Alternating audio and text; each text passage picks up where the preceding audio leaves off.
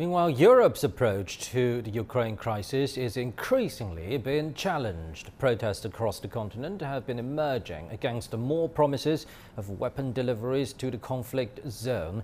Large crowds have gathered in cities across Germany to call on the government to push for talks rather than tanks.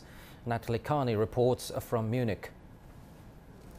On the one-year anniversary of the conflict over Ukraine, promises from Western allies of more weapons and fresh sanctions on Russia poured into Kyiv.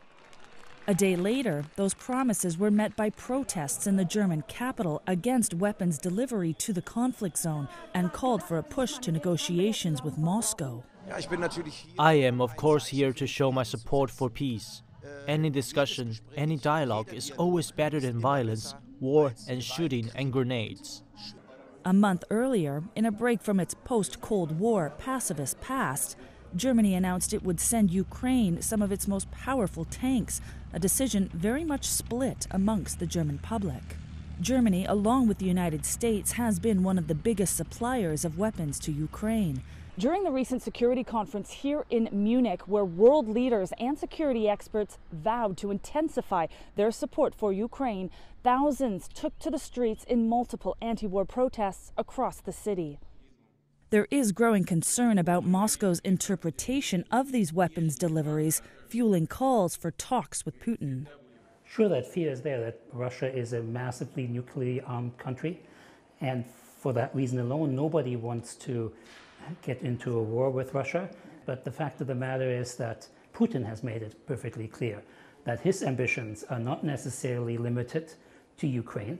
So the risk of Germany getting necessarily drawn in if Russia goes any further are substantial. Yet some consider the idea of negotiating with Moscow naive.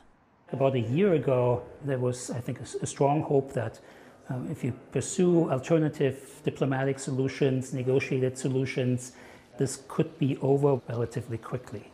And as time went on, it became clearer and clearer that Putin was completely unwilling and uninterested in a negotiated solution. In a recent meeting with the Latvian Prime Minister, German Chancellor Olaf Scholz said it was Russia that needed to make the first steps towards peace.